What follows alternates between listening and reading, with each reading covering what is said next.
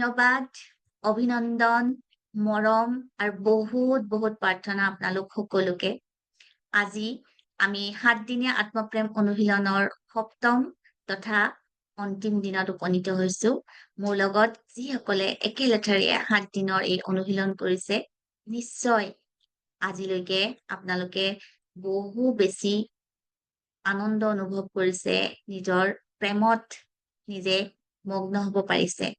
ঠিক মই যিদৰে কৈছো, কেৱল কথাখিনি আপোনালোকে শুনিছে, কিন্তু আপোনালোকে লিখা নাই, লিখিব কওঁতে মনত অকল ভাবিছে, বা মই যদি 5জনৰ বিষয়ে লিখিব কৈছো, আপোনালোকে মাত্ৰ 2জনৰ লিখিছে বা এজনৰ লিখিছে, তেতিয়াহ'লে হয়তো আপোনালোকে সেই অনুভৱ, সেই অনিৰ্বচনীয় অনুভৱটো কৰাৰ পৰা অলপ বঞ্চিত হৈ থাকিব। সেই অনুৰোধ জনাইছো, সকলোৱে যাতে ঠিক যেনেদৰে কৈছো তেনেদৰেই এই অনুশীলনটো কৰক আৰু আত্মপ্ৰেমৰ এই অনিৰ্বচনীয় অনুভৱ কৰক। আজি আমাৰ অনুশীলন বিশেষ ধৰণৰ অনুশীলন হ'ব। আজি আমি নিজক প্ৰশংসা কৰিম। আমি সকলোৱে প্ৰশংসা ভাল পাওঁ। আমি আনকো প্ৰশংসা কৰিব লাগে। আমি বহু সময়ত আনকো প্ৰশংসা কৰো, কিন্তু নিজক কেতিয়াও প্ৰশংসা নকৰো। আমি কিন্তু আনৰ পৰা প্ৰশংসা বিচাৰো। আমি মনে মনে সদায় প্ৰশংসাই বিচাৰো।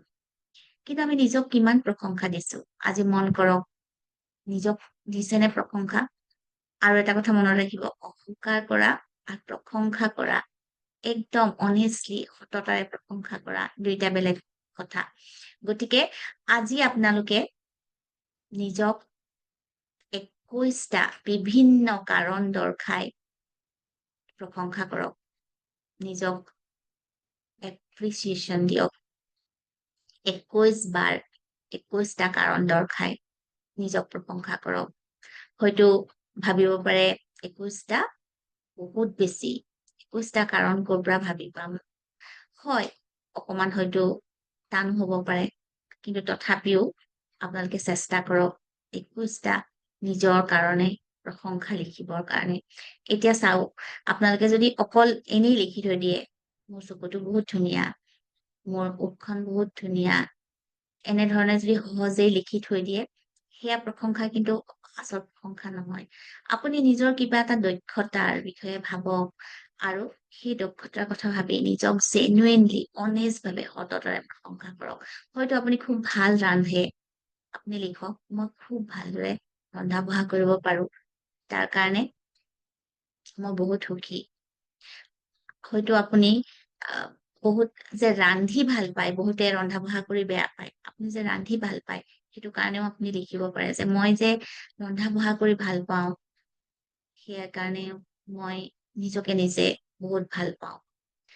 হয়তো আপুনি ভালদৰে গান গায়, আপুনি লিখিব পাৰে যে মই খুব সুন্দৰ গান গাওঁ, বা মই গানৰ চৰ্চা কৰি ভাল পাওঁ, মই কোনো শিল্পৰ চৰ্চা কৰি ভাল পাওঁ, আৰু সেয়ে মই নিজক বহুত ভাল পাওঁ।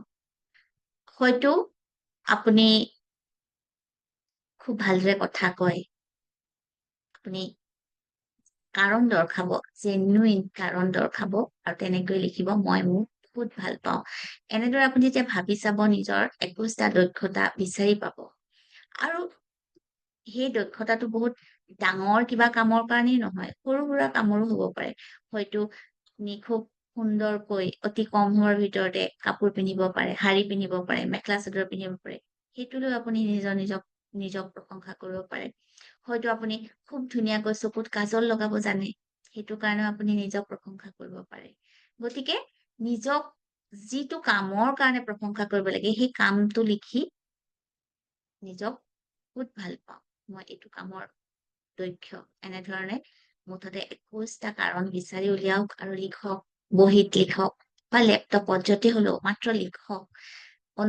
অকল মনত ভাবি নথব, আপোনালোকে লিখক, আৰু লিখাই উঠাৰ পিছত আপোনালোকে অনুভৱ কৰক আপোনালোক কিমান অদ্বিতীয়, অতুলনীয়, আপোনালোকৰ কিমান গুণ আছে, সকলো অনুভৱ কৰক। আহক আমি পুনৰ আত্মপ্ৰেমত মগ্ন হওঁ। আপোনালোকে সকলোকে মই এই আত্মপ্ৰেমৰ অনুশীলন মোৰ লগত সম্পূৰ্ণ কৰাৰ কাৰণে পুনৰ বহুত ধন্যবাদ জনালো। আৰু আপোনালোকে যদি ভাল পায়, আমি পুনৰ আত্মপ্ৰেমৰ অনুশীলন কৰিম। নতুন প্ৰকাৰে, নতুন কৌশলেৰে আমি আত্মপ্ৰেমৰ অনুশীলন কৰিম। সদ্যহতে এই ৭ দিনৰ অনুশীলন আপোনালোকে যদিহে ভালদৰে কৰা নাই, পুনৰ প্ৰথম দিনাৰ পৰা আৰম্ভ কৰি এই ৭ দিন কৰক আৰু আপোনালোকে আত্মপ্ৰেমত মগ্ন থাকক। পৃথিৱীখন প্ৰেমময় কৰাত অৰিহণা যোগাওক। পুনৰ আপোনালোকৰ লগত নতুন কৌশল, নতুন মানসিক ব্যায়াম লৈ আকৌ আহিম। ধন্যবাদ। সকলো কুশলে থাকক।